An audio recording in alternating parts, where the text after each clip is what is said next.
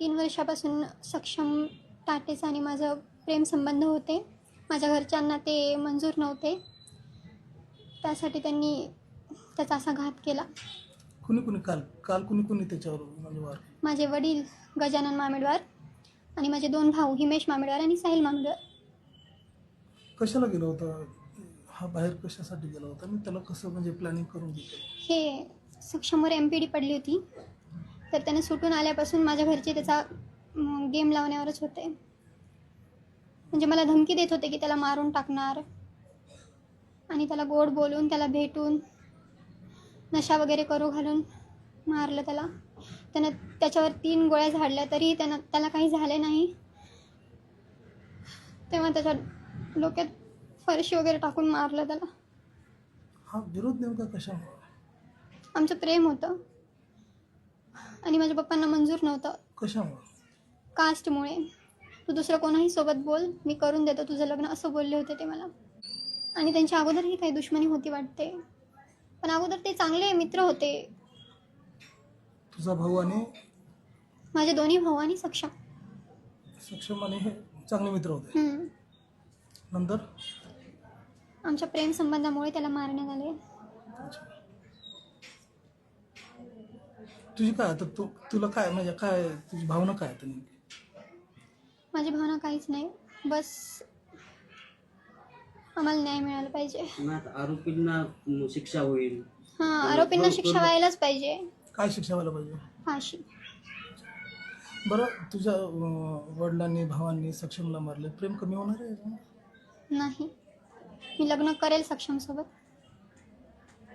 आता सक्षम तर नाही आहे या जगामध्ये, मग कसं काय? त्यांना नसलं तर काय झालं, आमचं प्रेम तर आहे ना. माझ्या घरचे जिंकूनही हारले आणि त्यांना हारूनही जिंकला. आणि मी त्याच्यासोबत लग्न करेल आता आणि त्याच्यासोबतच राहील हमेशा. आणि माझ्या मनाने राहील मी. माझ्यावर कोणाची जोर जबरदस्ती नाही, काहीच नाही. आणि माझं वय झालेलं आहे तर मी माझ्या मनाने निर्णय घेऊ शकते. मग आता पुढचं भविष्य तुझं इथेच राहायचं का कुठं? इथेच राहायचं आहे आणि सक्षमचीच बनून राहायचं आहे. पण इथले तुला मंजूर करतील काय? करतील. इथल्या घरच्यांचं काय म्हणणं आहे? यांचं म्हणणं आहे तेच, माझ्या मनावर सोडलं यांनी. आणि माझी इच्छा आहे की मी इथे राहावं त्याची बनून. आयुष्यभर तुझं वय तर कमी आहे. काही होत नाही. बोल. मला राहायचं होतं त्याच्यासोबत. काय झालं, त्याच्यासोबत राहायला भेटलं नाही तर, पण इथे तर राहील ना त्याच्या घरामध्ये सर्वांसोबत. आता माझ्यामुळे त्याच्या मम्मीपासून तो दूर झाला.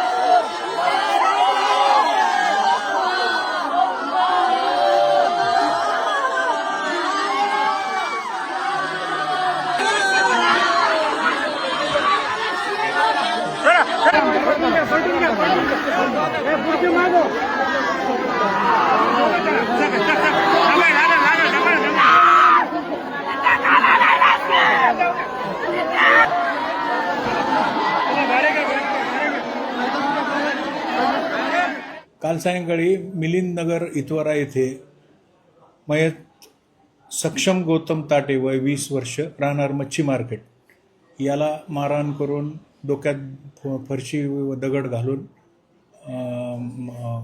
खून करण्यात आला होता. त्यातील आरोपी आम्ही आज अटक केलेत आणि तपास चालू आहे. कोणत्या अंतर्गत गुन्हे दाखल झाले सर? काय गुन्हा BNSचे कलम 103, 61(2), 189, 190, 191(2), 193(3) म्हणजे कट रचने वगैरे. काय प्रकरण काय होतं, काय वाद? प्रकरणाचं आता आज काल गुन्हा दाखल झाला, आज तपास सुरू झाला आहे.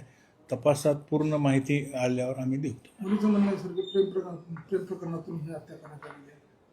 हो, असू शकतं, पण आता आमच्या तपासातून पूर्ण PCR वगैरे तपास पूर्ण होईल त्यावेळेस सांगता येईल. अट्रॉसिटी अंतर्गत ॲट्रॉसिटी आहे, 325 आर्म ॲक्ट आहे, सगळं लागलेलं आहे. आरोपीचं नाव काय आणि किती जणांना अटक करण्यात आली? आरोपी एकंदर 6 आरोपी आहेत. त्यात जयश्री मदनसिंह ठाकूर, गजानन बालाजीराव मामेडवार, साहिल उर्फ सन्नी पिता मदनसिंह ठाकूर, सोमेश सुभाष लखे आणि वेदांत अशोक कुंदेकर असे एकंदरीत 6 आरोपी आहेत. अटक आहेत. 3 दिवस पोलीस कोठडी.